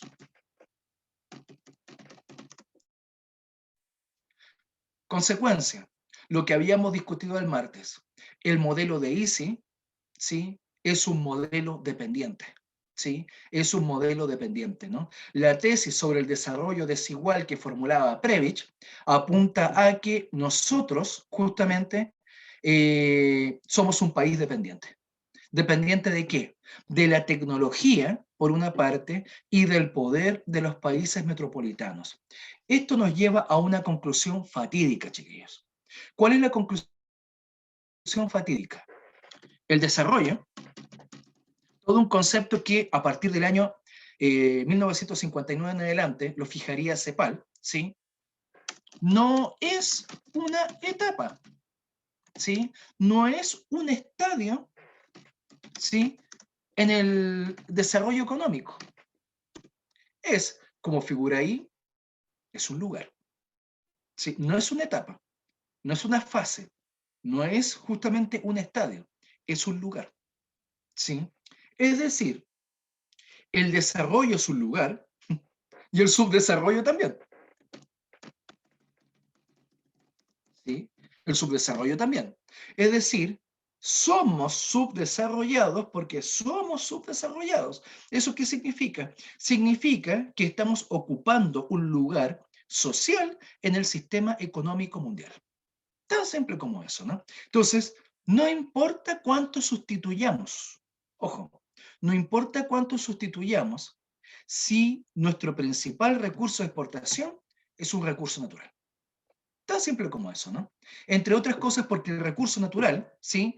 Por muy útil, por muy rico, no hay economía que funcione sin recursos naturales. Ojo, no hay economía que funcione sin recursos naturales. Todo lo que está en la economía está en la naturaleza. La economía está en la naturaleza.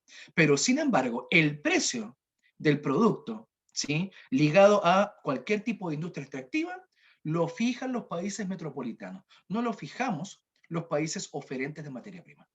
Entonces, ¿qué significa eso? A propósito del techo productivo, ¿sí? El precio de la materia prima nos genera a nosotros un techo, si ustedes quieren, en nuestro nivel de vida. No vamos a pasar más allá de ese techo. El precio lo fijan desde fuera, no lo fijamos nosotros, lo que significa en la práctica, chiquillos, y al tiro le doy la palabra a Diego, significa que no vamos a crecer más allá de ese precio. Tomen en cuenta eso. Entonces, esto ya no es economía, esto es poder. Esto es poder. Diego, por favor. Eh, Profe, que... ¿Cómo se quedó pegado? Ah, no, ahí está. Diego. Que se había quedado pegado usted. Sí, sí. Eh, Ah, yo. ¿Por qué los países a los que nosotros exportábamos fijaban los precios? ¿Por qué? ¿Cuál es la razón? Bueno, para responder esa pregunta, Diego, hay que bueno, una cuestión que yo siempre he discutido con algunos colegas, ¿no? Sobre todo con mis coleguitas de ciencia política, cuando digo, miren, si ustedes no estudian historia de un proceso, no saben nada. O sea, no saben nada, ¿no? Es decir, desgraciadamente, la economía en Chile, dentro de ella la ingeniería comercial, la ciencia política, pero incluso también, yo hablo con la gente de sociología y con la gente de antropología, su ignorancia de la historia es bestial. Perdonen la expresión, pero es bestial. Y resulta que hay muchas cosas que ustedes no la pueden conocer sin un análisis de trayectoria, ¿sí? Sin un análisis de la secuencia del objeto de estudio que se está discutiendo. Su pregunta, digo, es sumamente pertinente. ¿Por qué nos fijamos nosotros los precios? Bueno, aquí hay una historia que para el caso de nuestro continente comienza en 1492. Un 12 de octubre de 1492. En 1492 llegan justamente una expedición, como ustedes bien saben, española, con navegante genovés, Alcaní, pero que Cristóbal Colón bautizó como San Salvador. Y con eso, a fines del siglo XV, es el comienzo del fin de lo que algunos brillantes antropólogos aquí en América Latina han llamado el desarrollo independiente. No sé si ustedes recuerdan, cuando el semestre pasado, en Geografía Humana, yo les hablaba de Ángel Palermo justamente en un libro en torno a, se llamaba Antropología y Marxismo, les decía yo, y planteaba algunas cosas al respecto, ¿no? Ángel Palermo retomaba una discusión latinoamericana en torno al llamado desarrollo independiente. ¿Y cuándo se dio ese desarrollo independiente aquí en el continente? Simple, ¿no? En el periodo prehispano, ¿sí? En el periodo prehispánico, ¿sí? En el periodo prehispánico, ¿no? Es decir, antes de la llegada de los europeos, existían distintas formas de producción en el continente que eran autónomas al resto del mundo. Eran autónomas al resto del mundo. Con la llegada de los españoles primero, los portugueses después, y ni hablar, ¿no? Con la llegada de los ingleses y los franceses en el norte, y los holandeses, bueno, en rigor, con la llegada de los europeos y sobre todo a partir del siglo XVI, ¿sí? Todo esto cambia. Todo esto cambia, ¿no? Es decir, pasamos del desarrollo independiente al desarrollo dependiente. Motivo, ¿sí? La conquista española, por ejemplo, que nos pasan tanto en el colegio, la conquista española tiene una consecuencia económica para el continente. ¿Cuál es la consecuencia? Que a lo largo del siglo XVI, ¿sí? Conquistan América, la mayor parte, conquistan América y las Filipinas, ¿no? ¿Sí? Esa parte de Asia que, en honor justamente al segundo rey español del siglo XVI, ¿no? Felipe II, ¿no? Felipe II de Habsburgo, justamente la bautizaron como Filipinas, ¿no? Entonces, claro, conquistan la mayor parte de América, más las Filipinas, y con las Filipinas, los españoles crean una verdadera cabeza de playa en Asia, ¿sí? De tal manera de que en América, ¿sí? Comienza toda la actividad de producción minera en lo que actualmente es México, Perú y Bolivia actuales, ¿sí? Y sobre esa base, ¿sí? Se dedicaron a exportar plata, ¿sí? A Asia, específicamente a Filipinas, porque estaban pensando en el mercado chino, ¿sí? De hecho, hay un interesante documental que han estado haciendo en History 2, que a diferencia de History Channel, que es una, mejor no digo, ¿ya? En History 2 hicieron un bonito documental en torno a algo que la historiografía, sobre todo los sinólogos, estaban discutiendo en torno a China, ¿no? Un imperio de plata. De tal manera que en el siglo XVI, ¿ya? ¿Sí? El siglo XVI, que es el siglo al cual Immanuel Wallerstein trabaja tanto, el siglo XVI, la economía se globaliza. Se habla tanto de la globalización. Mentira, la globalización tiene 500 años de historia. Tiene 500 años de historia. Y en ese proceso de globalización, ustedes se encuentran que se genera una verdadera división internacional del trabajo. ¿Sí? ¿sí? Una verdadera división social del trabajo, ¿no? Entonces, esa división consiste en que hay países productores de tecnología versus países productores de materia prima.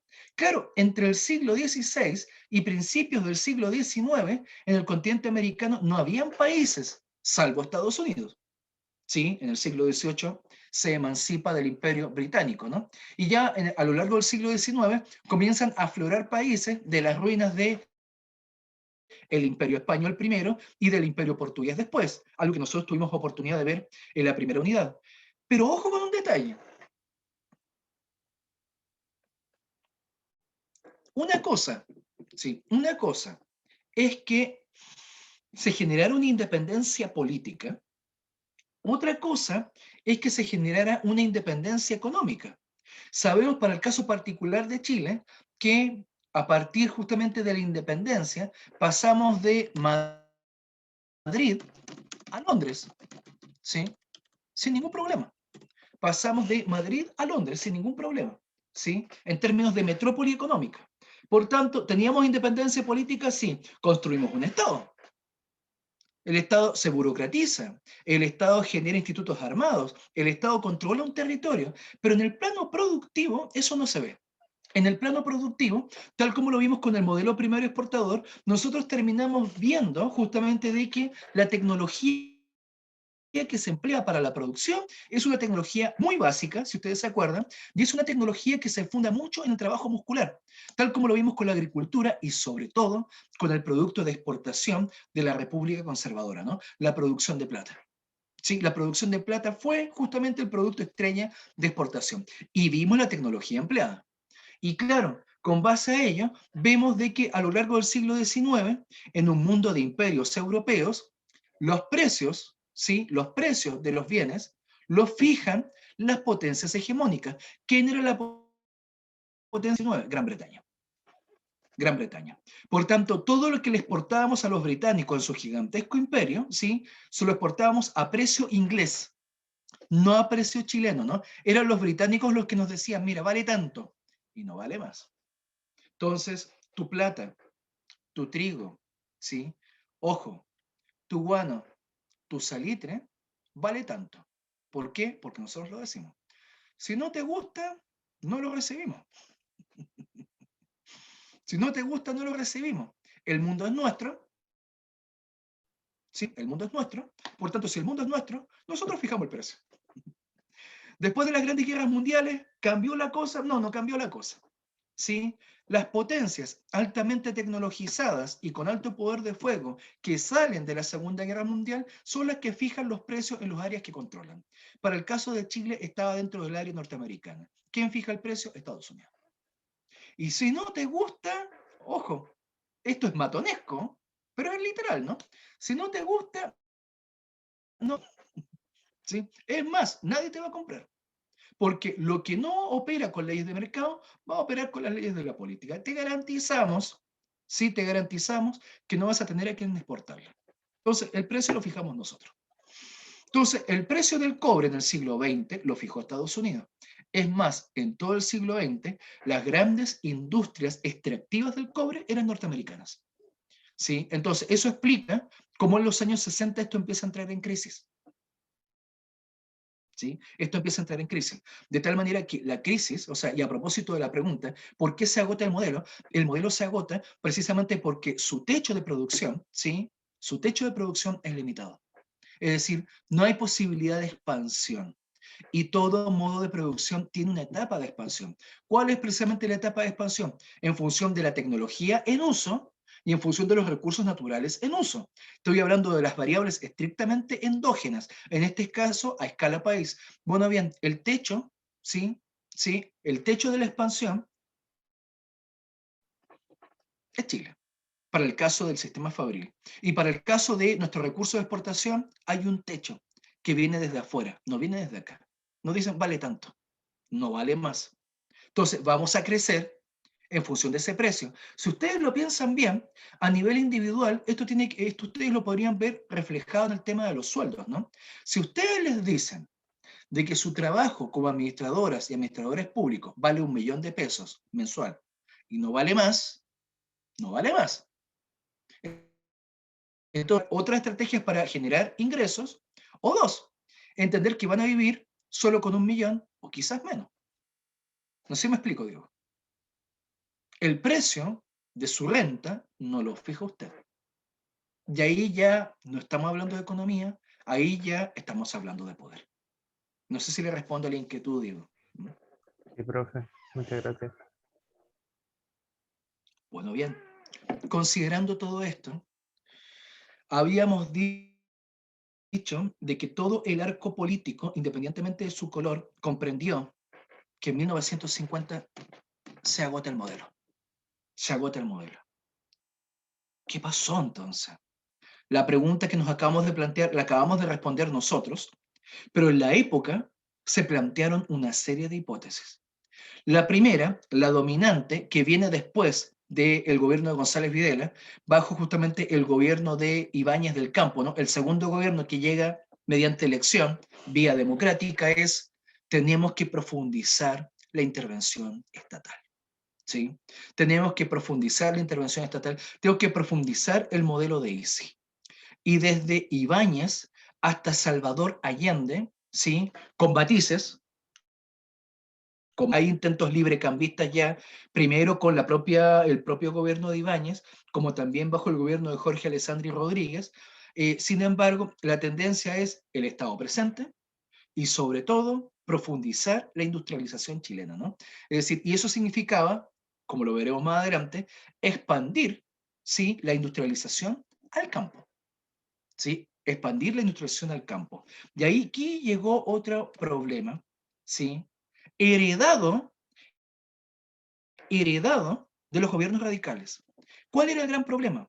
Bueno, curiosamente, el sistema fue tan exitoso que fue víctima de su éxito. Me refiero al sistema de salud primaria. El sistema de salud primaria cumplió, ¿sí? Cumplió, perdón, parece que me pegué. Cumplió justamente con su objetivo, generó la infraestructura de salud necesaria, los índices de morbilidad y de mortalidad infantil bajaron considerablemente y eso generó algo inesperado. ¿Sí? ¿Qué fuese algo inesperado? Generó una explosión demográfica. ¿Sí? A propósito de geografía humana, generó una explosión demográfica. ¿Por qué la explosión demográfica? Las condiciones de vida cambiaron, ¿sí?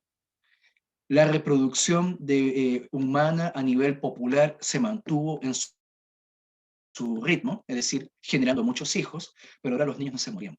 O había dificultades para que se murieran.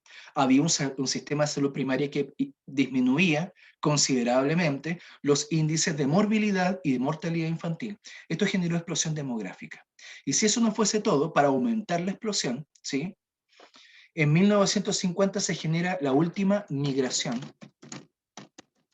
campo-ciudad, ¿sí? Lo que genera todo un desequilibrio en Chile. ¿Por qué esta migración campo-ciudad? Porque precisamente como el modelo había sido exitoso en la ciudad, se convirtió en algo que habíamos discutido el año pasado, ¿no? Un polo de atracción, un polo de arrastre, ¿sí?, hacia la población popular rural, al ver de que la ciudad era un mundo de oportunidades. Entonces, si la ciudad es un mundo de oportunidades, la gente migra, ¿sí?, a la ciudad, se genera esta última migración campo-ciudad, y como buenos campesinos se reproducen como campesinos, lo que significa acentuar demográfica. Eso lleva a que ya en los años 60, ¿sí?, la explosión demográfica es tan galopante que se genera un desequilibrio entre oferta y demanda de alimentos. ¿Sí? ¿Qué pasó? Era tanta la demanda urbana por energéticos, ¿no?, específicamente energéticos básicos, ¿no?, alimentos, que el campo no estuvo en condiciones de enfrentar la demanda. ¿Sí? Es decir, ¿sabes qué? Necesitamos, por poner un ejemplo de fantasía, 4 cajones toritos de tomates, tenemos uno. ¿Cómo que uno? Necesitamos 4. Tengo uno. ¿Y por qué tienes uno? Cuando deberías tener 4 o más. el Valle Central y el sur tiene buen suelo, suelo negro. ¿Cómo es posible de que produzcas tan poco? Y esto que le estoy planteando terminó generando todo un tremendo conflicto político que, como lo veremos la próxima semana, llevó al proceso de reforma agraria en Chile entre los años 60 y 70. Porque, fíjense, ¿no? Ya vimos justamente los límites estructurales del modelo y además vemos cómo el éxito, o sea, porque tuvo éxito, ¿no? El éxito del modelo de ACE, ¿no? El éxito de las políticas públicas, sobre todo el periodo radical, generó una explosión demográfica inesperada y esa explosión demográfica generó a su vez demanda de alimentos que el campo chileno no estuvo en condiciones de responder. No estuvo en condiciones de responder, ¿no? Hay un hermoso libro de un norteamericano, el autor se llama Arnold Bauer, el libro se llama La Sociedad Rural Chilena, y claro, aborda este tema, ¿no? Y dice, bueno, ¿por qué el campo chileno no estuvo en condiciones de responder a la demanda? Y claro, como lo vamos a ver la próxima semana, ¿sí? La respuesta que se generó en la propia política de época fue el problema del campo, es que el campo está sometido a una serie de prácticas feudales, ¿sí? Prácticas señoriales detestables, atrasadas, premodernas, que explican por qué no estuvo en condiciones de responder a la demanda. Eso orilla a una sola cosa. Necesitamos. Entonces, con esto comenzamos a ver todo un proceso de crisis terminal del modelo de Easy, que si ustedes me permiten, si compartiéramos pantalla en torno a esto, y aquí está, y miráramos una acotada línea de tiempo, a ver, todavía no descarga, ahí descargó, ahí están ustedes conmigo, ¿no? Pero si ustedes miran esta línea de tiempo acotada, claro, el modelo de Isi comienza formalmente en 1927 con la intervención estatal de la dictadura ibañista y fíjense, termina en 1975. Y claro, esto es interesante porque si ustedes se fijan, entre el año 1927 comienzan una serie de hitos en este modelo, ¿no? En 1927 comienza la intervención estatal, ya en 1938 está el Plan Corfo que se oficializa en 1939 y en 1950 se agota el modelo. Se agota el modelo. Y claro, cuando terminan los gobiernos radicales, a partir del año 52, hay intentos de profundizar el modelo, que van a dar desde el año 52 hasta el año 1973. Pero aquí hay un hito, ¿sí? O sea, fíjense todo lo que hemos visto, ¿no? Hay un hito nuevamente internacional que le pone la lápida al modelo. Ya no digamos en Chile, en América Latina, sobre todo los países que tenían más endeble esta producción. En 1973, año internacional, es el año de la tercera revolución industrial. Se da justamente en la parte occidental de Estados Unidos, específicamente en California y en la cuenca del Pacífico, y es la revolución ligada a la informática, ¿sí? A la robótica, al uso de nuevas energías, le hace la electricidad y al desarrollo de la ingeniería genética, ¿no? Esa tercera revolución industrial ligada a la informática, la automatización productiva, la ingeniería genética y al consumo creciente de electricidad, definitivamente es un cambio a escala planetaria. Es un cambio a escala planetaria, ¿no? Y esta tercera revolución industrial hay que agregarle otro hito internacional. En ese mismo año, ¿sí? Los países productores de petróleo, organizados en la OPEP, tal cual, Organización de Países Exportadores de Petróleo, subió, ¿sí? En una verdadera presión sindical de países, subió el precio internacional del barril, lo que generó, bueno, más bien aceleró la tercera revolución industrial, ¿no? Claro, la segunda revolución industrial de los países superindustrializados se había desarrollado porque tenían energía barata, ¿no? Pero claro, con la rebelión de los países se acentúa esta tercera revolución industrial que se estaba desarrollando en los países metropolitanos, específicamente, insisto, ¿no? En los estados occidentales justamente de Estados Unidos y en la cuenca del Pacífico, que generan un cambio, si ustedes quieren, en torno al orden, ¿no? En torno al orden internacional tal como se entendía materialmente hasta ese momento. Entonces, 2 años después, en 1975, ya con el régimen autoritario operando en Chile, ¿sí? El ministro de Hacienda, ¿no? Jorge Caguas, aplica la famosa política de shock, que a propósito de la inquietud, si es que no me equivoco, de Miguel, ¿sí? En 1975, el país derriba todas las barreras arancelarias y pararancelarias que se disponían, lo que lleva a la apertura total de la economía chilena al exterior y específicamente a la cuenca del Pacífico. ¿Eso qué significó? Significó la quiebra de toda la industria nacional.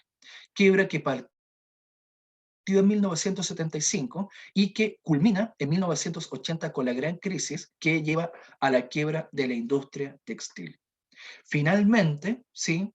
El cobre, ¿sí? Como lo habíamos mencionado, el principal recurso de exportación, ¿sí? Hasta 1990 cuando comienzan los estudios sobre el litio.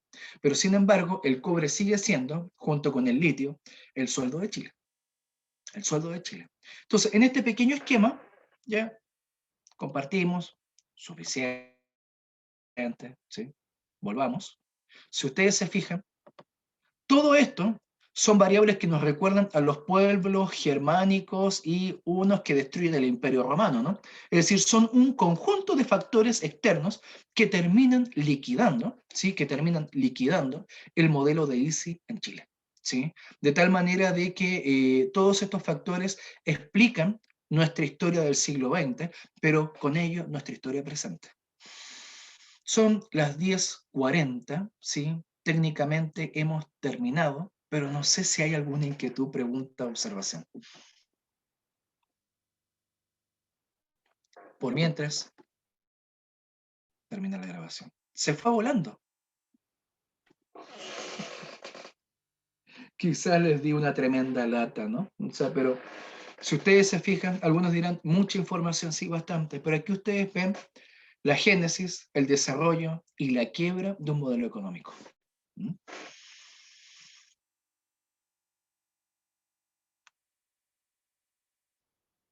¡Oh! Bueno, entonces dejémoslo hasta aquí, ¿sí?